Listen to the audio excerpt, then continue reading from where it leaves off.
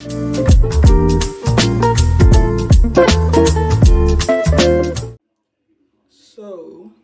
I'm gonna start recording my journey for my underbite. I have a class 3 underbite. I think that's the proper term. But anyway, so far I have my braces. As you can see, this is an underbite. My lower jaw protrudes out. So once I get the surgery, my upper jaw, they're gonna pull that forward and then pull my lower jaw back and correct my bite where everything is aligned and even.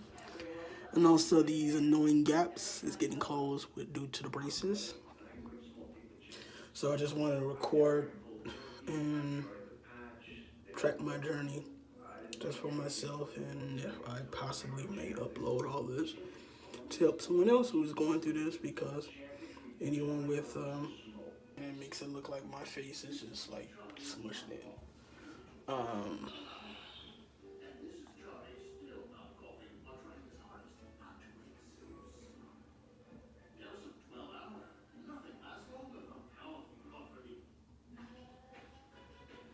What's up, guys? This is Dre from About Dre. This is my channel.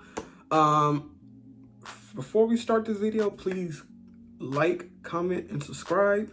I gotta get used to saying that. This is like my second video. But anyway, just jump right into what this topic's about. If you see the title, this is going to be strictly about preparing for double jaw surgery. And also I will be discussing this thing called neuroma. So I'm going to start out with my journey of how I got to this point. At least I'm going to start out until I get to the point of the actual surgery date and all the post-week, the recovery time rather. When I was a kid, I always had an underbite. I really didn't know it at the time. I didn't know how to define it, and it wasn't until I got a little older and I had so many attempts and opportunities to kind of get braces, and it always fell through, it felt like. And then what happened? I get, 28, and finally I'm able to get braces and fix my jaw. Now with the Schwannoma, I think I'm saying that right, in aka the neuroma, that was a totally separate thing. There was two separate things that just kind of just like met, and it was the opportunity came where I can just kill with two birds with one stone. With that, I didn't have insurance. So one day I didn't have, it was like in 2009, I was about like 19 or 20 or something like that. I didn't have insurance. So, but I really needed to get my teeth cleaned because my teeth were doing like this Spider-Man, go web go type thing. Go web go! Where it was just like, I wasn't going to the dentist properly, and like because of that, it was bacteria and my teeth were just spreading. It was just, I'll show a video of what my teeth looked like before. But anyway, I had got this coupon or something, and it was like you get a free cleaning. So I had went in, get a free cleaning. And when you go get a cleaning, they take an x-ray of your mouth. And then they did that, and then they found this bad boy right here. It's the Schwannoma that I now know that's what it is. It's called Schwannoma, but I didn't know at the time.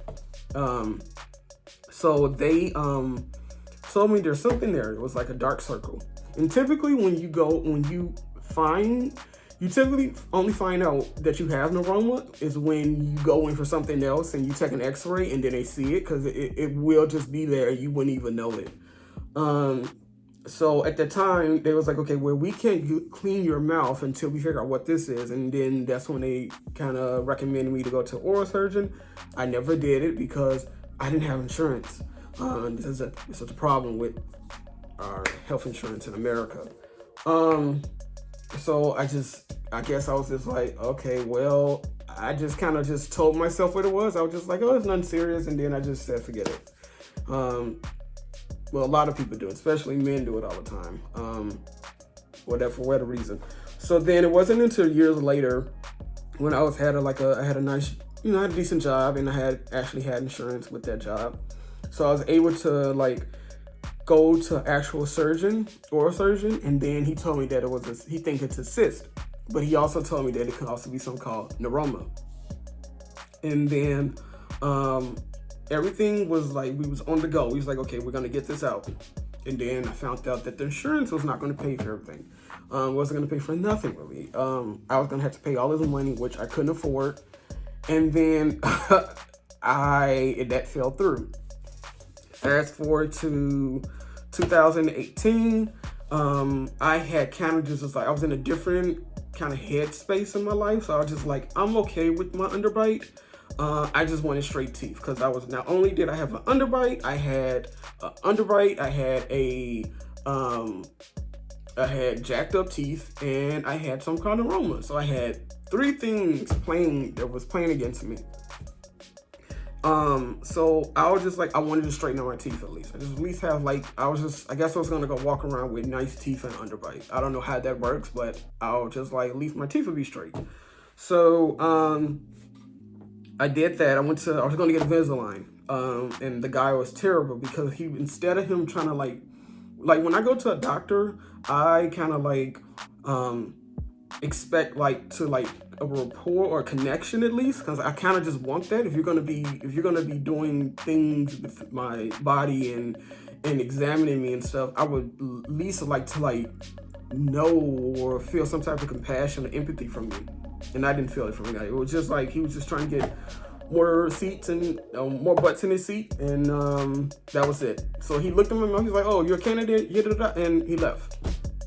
So this is how I say things happen for a reason.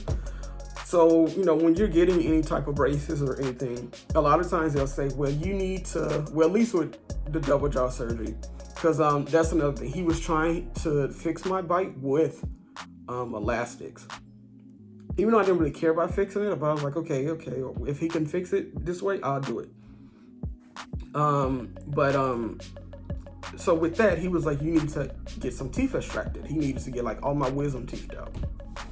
So I find a oral surgeon that took my insurance, and then I go there, and they look, and then they do an exam, the x-ray or whatever. They see the neuroma. He was like, "Oh, you know what this is?" I was like, "Yeah, I know. They told me it was a cyst." I was like, "It's been there for a while." So then he was like, and he saw that I had an underbite. And mind you, this is in Stroger in Chicago. And he saw that I had a underbite, and he saw my teeth, and he came and he was like, "Listen, I don't think Invisalign is going to work for you, but you have a lot of things going on with your mouth." He was like, with your insurance, we can get this out. We can straighten your teeth. You can get braces. I didn't want metal braces, mind you. But he was like, we get you braces, and we would do the surgery, the double jaw surgery. I'm like, okay, I don't want to do that. It took me a while to kind of agree. And maybe if I would have just agreed to it sooner, I would have been I would have my surgery quicker, and I wouldn't have all these setbacks. So eventually I decided, and also because I felt like they were actually concerned. They showed compassion and concern for me. Compassion and concern, isn't that the same thing? Whatever. They were really attentive to me. And so that was a big reason why I ended up just deciding to just leave this guy. Because also I had put money down for those damn Invisalign. But he was nice enough to give me my money back for those Invisalign.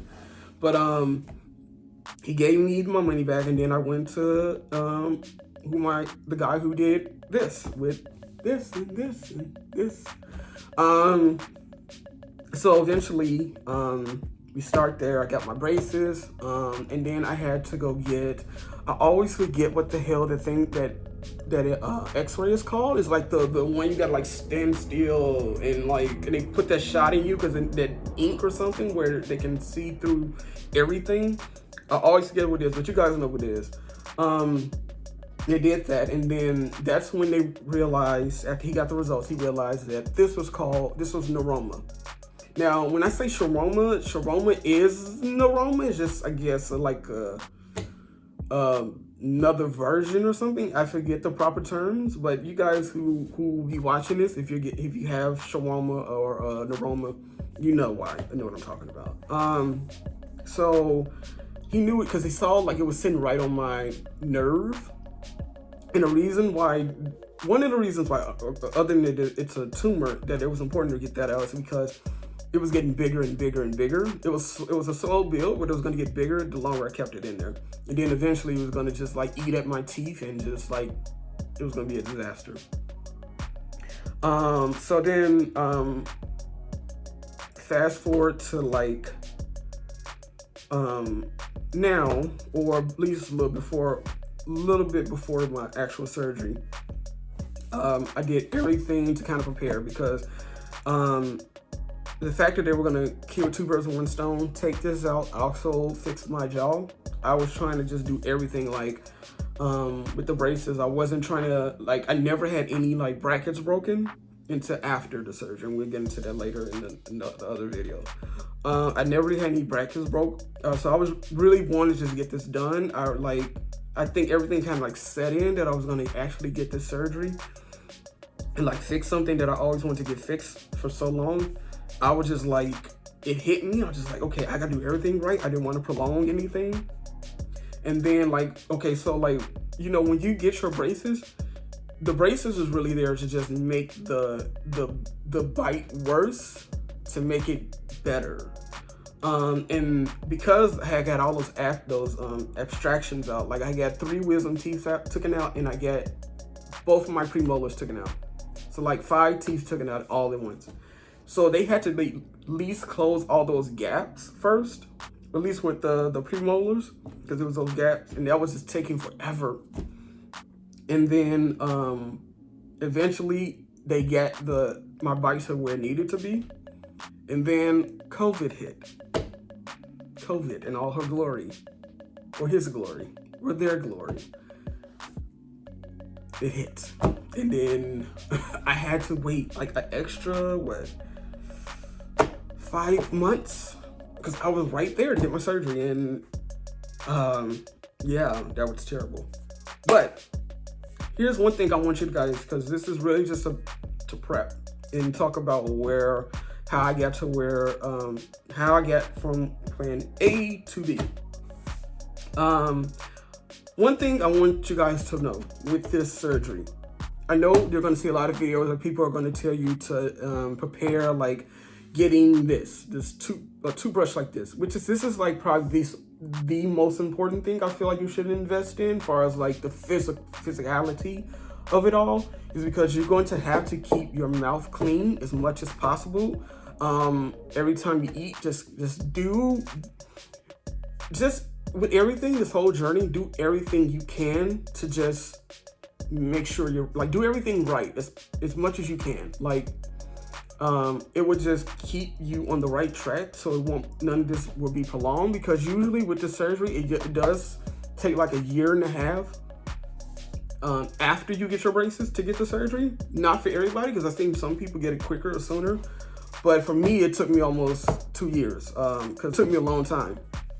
So please, get this, because you're going to need like a little soft toothbrush. And this is a softest. This is a baby toothbrush. I got like a little giraffe. Now, you're going to see a lot of people tell you to get, they'll suggest to get like meal preps, because you're going to be on a liquid diet for a while, depending on what your doctor says. I did that. And I also got like, it was one guy, I forget his name, but he's pretty popular. He was like, he suggested to get like those condiment bottles, you know, at the restaurants, because you're gonna have to have something to like fit in your mouth to like get that liquid in. I got those. And then I got like a face roller, because I saw one person say you know, like to smooth out your nerves and just help your nerves. I promise you, I didn't use any of those, but this toothbrush, because I had to get my teeth, keep my teeth clean. I used the condiment bottles for a little bit. I'll put those pictures up. Condiment bottles and face roller, whatever. Somewhere in this video, you'll see it. I didn't really use those. I pretty much eventually went to the syringe, because they're gonna give you something. They're gonna give you a syringe. Yeah, I really use that. But to be honest with you, and this is where the most important part. If you're gonna invest in something, try to invest in something that's gonna be, I don't want to say brainless, but something that you know that will keep you distracted during those first few weeks, especially that first week. That first week is the worst. Find something that's gonna keep you distracted, because it's a struggle. It's not easy. This surgery, it's a rough one. So like, I don't know, maybe like I invested in a Nintendo Switch. I haven't played one of these things in like since, I don't know, when I was a kid. Like, I don't know. But I invested in those, in that rather. And it really helped. Or find like a show on Netflix or HBO Max or something. I don't know, a comic or a movie or a book, something that you know, or a puzzle, something that you just know that you keep your mind off of things. Because eating is such like, it's like a chore now. Like, you know, before eating was just like, you know, you eat anytime you want, but this is just, it's a lot. I really wanted to stress, I couldn't stress that enough, because I felt like a lot of people don't really talk about the mental anguish that you go through with the surgery, but you go through a lot. And I'm going to express it more in the next video, because that's when we get to like the nitty gritty. Yeah. So, but yeah, that's all today. I feel like I'm missing a lot of stuff, but you know, guys, if you're getting the surgery, or you're thinking about getting the surgery, feel free to hit me up. My social media links should be in my banner somewhere. You can hit me up, ask me any questions. I'll gladly give you my advice. And yeah, but I feel like I got the most important stuff out the way. Yeah, guys, but good luck if you're getting surgery. And until next time, the next video will be about after the surgery and then after the surgery. So yeah, guys, I'll catch you in the next video. Please like, comment, and subscribe, so you can know when I post some more stuff. So thanks, guys.